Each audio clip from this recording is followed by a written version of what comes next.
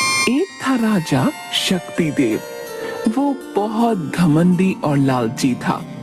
वो शक्ति और संपत्ति दोनों तरह से बहुत समृद्ध था। मल्ल युद्ध हो, तीरंदाजी हो, तलवार भांजना हो या भाला फेंकना, वो सभी में बहुत कुशल था। कोई अन्य राजा उसका सामना नहीं कर पाता था।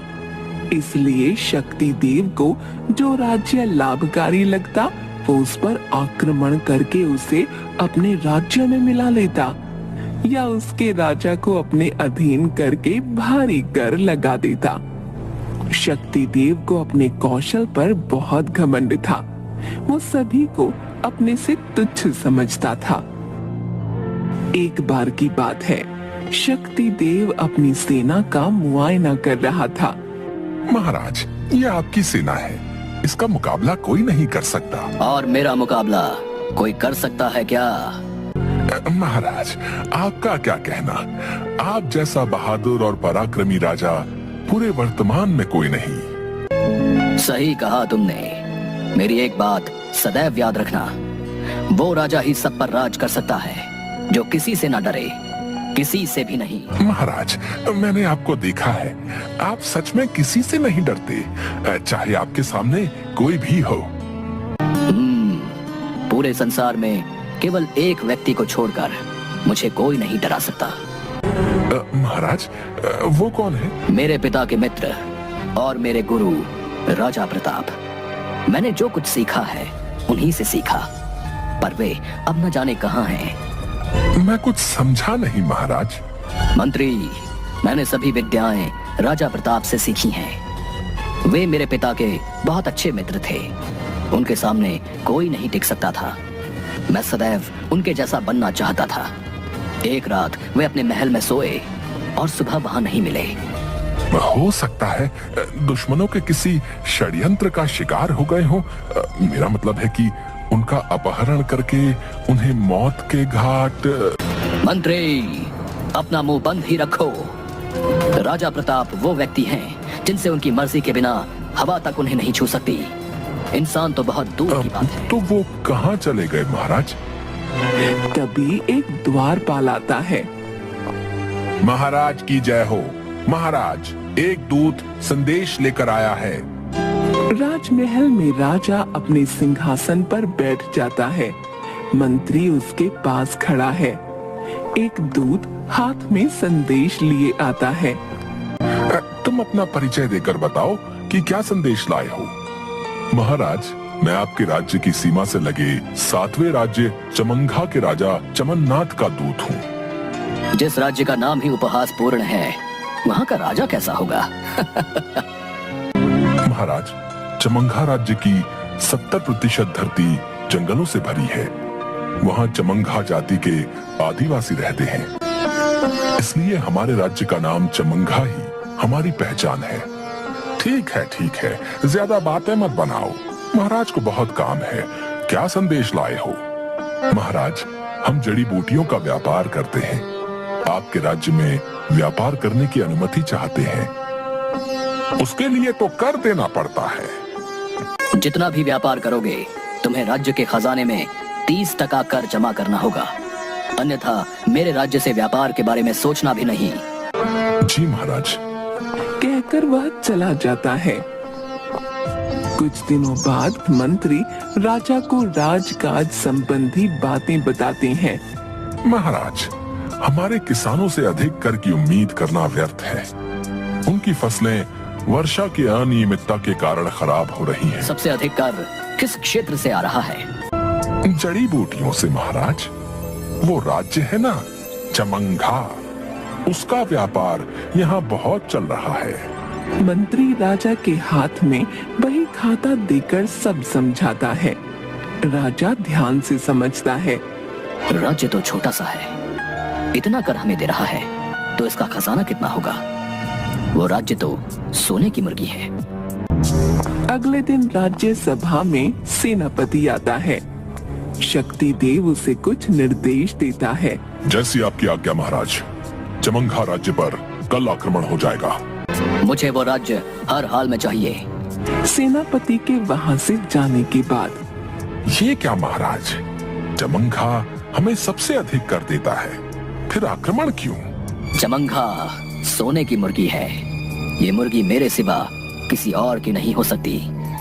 मंत्री, तुम नहीं समझोगे, इसलिए तो मैं राजा हूँ और तुम मंत्री। अगले दिन सेनापति बौखलाया हुआ राज्यसभा में आया। महाराज, महाराज, अरे सेनापति, तुम इतना घबराए हुए क्यों हो? वो बात है, मेरे सेनापति होकर इतना क्यों घबराए हुए हो? महाराज, वो चमंघा राज्य जितना छोटा दिखता है, वास्तव में बात वो नहीं लग रही। महाराज, हमारी इतनी बड़ी सेना उनकी छोटी सी सेना के सामने 1 घंटा भी नहीं टिक पाई। सैनिक डरकर भाग आए। क्या मेरी सेना डर गई उन चुटकी भर सैनिकों से? और तुम मुझे कौन सा मुंह दिखाने चले आए? तुम खुद युद्ध में जाओ। मुझे चमंघा किसी भी हाल में चाहिए। यदि युद्ध में हारे तो मैं तुम्हें मार डालूंगा। सेनापति हाँ में सिर हिलाकर चला गया। सोचा नहीं था ऐसा होगा। चमंघा तो बहुत छोटा सा राज्य है। अगले दिन सभा में शक्तिदेव कुछ पत्रों को देख रहा था। तभी मंत्री बौखलाया हुआ आया। उसे देखकर, क्या हुआ? तुम्हारा चेहरा क्यों उतरा हुआ है?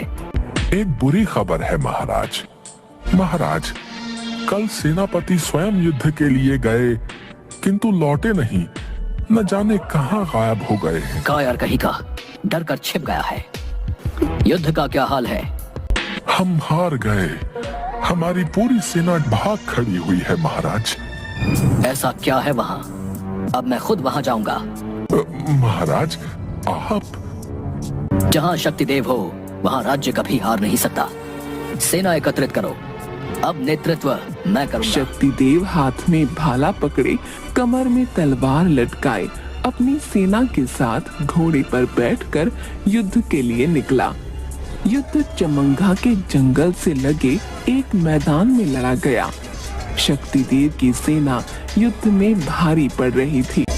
तभी जंगल से कुछ आदिवासी हाथों में त्रिशूल लिए दौड़े आए। सभी ने माथे पर तिलक लगाया हुआ था। उनका रौद्र रूप देखकर शक्तिदेव की सेना भागने लगी।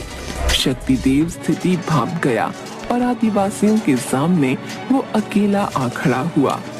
5-5 लोगों को एक साथ मार भगाया। आदिवासी शक्तिदेव का पराक्रम देखकर हैरान थे। तभी 2 आदिवासी वापस जंगल में भाग गए। उन्हें देखकर शक्तिदेव घमंड से बाकियों पर चिल्लाया, तुम लोग भी भाग जाओ, वरना मैं किसी को नहीं छोड़ूंगा। 10 आओ, चाहे 100, चाहे 1000, तुम लोगों के लिए मैं अकेला ही काफी हूँ। बाबा आ गए, बाबा आ गए। जंगल में से एक बूढ़ा व्यक्ति, किंतु हट्टा कट्टा, माथे पर तिलक लगाए, लंबी लंबी दाढ़ी मूंछ, हाथ में त्रिशूल लिए आया।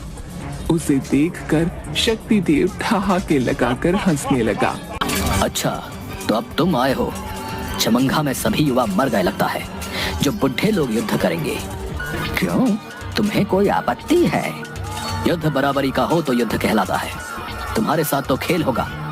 ठीक है, तो ये खेल अब केवल हम दोनों के बीच ही खेला जाएगा। ये बेचारे निर्दोष लोग क्यों बीच में पड़े? इतना रक्त बहाना ठीक नहीं। सभी सैनिक युद्ध रोककर दोनों को देखने लगे। चल आजा, तुझे खेल खेलना सिखाता हूँ। अरे अपना ये त्रिशूल तो ले ले, वरना बेमौत मारा जाएगा। तेरे जैसों का घमंड चूर करने के लिए इसकी कोई आवश्यकता नहीं है। बाबा, इसके पास शस्त्र है, आप निहत्थे इसका सामना करेंगे। कोई बीच में नहीं आएगा। तूने मुझे नहीं, अपने काल को ललकारा। कहकर शक्तिदेव ने भाले से बूढ़े पर प्रहार किया, किंतु बूढ़े ने न केवल भाला पकड़ा, बल्कि उसे शक्तिदेव से छीनकर बीच में से तोड़ दिया। शक्तिदेव हैरान रह गया। उसे अंदाजा नहीं था कि इस बूढ़ी देह में इतनी ताकत व ऊर्जा हो सकती है। तब शक्तिदेव ने अपनी तलवार निकालकर बासु पर प्रहार किया, लेकिन बूढ़े ने तलवार पकड़कर दूर फेंक दी। शक्तिदेव की आंखों से क्रोध झलक रहा था। उसने बूढ़े का हाथ पकड़कर मोड़ना चाहा, लेकिन उसने पलटकर उसे ऐसा धक्का दिया कि शक्ति देव के लिए संभलना मुश्किल हो गया। सभी लोग जोर से हंसने लगे। घमंडी राजा, देखी बाबा की ताकत। सुनकर गुस्से में शक्ति देव बूढ़े के पीछे भागा। उसने बूढ़े को धक्का दिया तो वह पास पड़े लंबे बांस से टकरा गया। बूढ़ा बांस खड़ा करके उसके एक सिरे को पकड़कर एक छलांग में पास लगे बड़े से पेड़ पर पहुंच गया। ओ शक्ति देव, सोच क्या रहा है? चल आजा, खेल खेलते हैं। बांस के सहारे छलांग लगाकर पेड़ पर पहुंचने की कला शक्ति देव को नहीं आती थी। वह पेड़ पर चढ़ने की कोशिश करने लगा। तभी बूढ़ा कूदकर नीचे आ गया। चल अब आजा, तेरा काम आसान कर दिया। शक्ति देव ने भागकर तलवार उठाई और बूढ़े पर वार किया। तब बूढ़े ने एक हाथ से उसकी तलवार पकड़ी और दूसरे से गर्दन, और उसे अपने साथ बच्चों की तरह कुदाने लगा। क्यों बच्चे, और खेलेगा? बच गया ना बाजा। शक्ति देव की नजरें बूढ़े की आंखों पर टिक गईं और वह उनमें खो गया।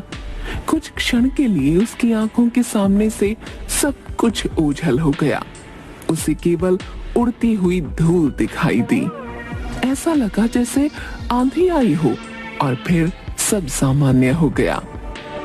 शक्ति देव को याद आया कि यह विद्या तो केवल राजा प्रताप जानते थे। उन्होंने शक्ति देव को बचपन में एक बार ऐसा अनुभव कराया था और उसकी यह विद्या सीखने की जिद करने पर भी राजा प्रताप ने उसे यह नहीं सिखाई। शक्ति देव बूढ़े के पैरों में गिर पड़ा। बाबा, मुझे क्षमा कर दीजिए, मैं आपको पहचान नहीं पाया। अब समझे मैंने तुम्हें ये विद्या क्यों नहीं सिखाई थी। मुझे भी स्वयं पर बहुत घमंड हो गया था, इसलिए मैं चुपचाप राजसी जीवन त्याग कर यहाँ आ गया। रक्तपात से घृणा हो गई है। अगर आज भी मातृभूमि की रक्षा का प्रश्न न होता तो मैं कभी तुम्हारे सामने नहीं आता। जी बाबा, मुझे अपनी गलती का अनुभव हो गया है।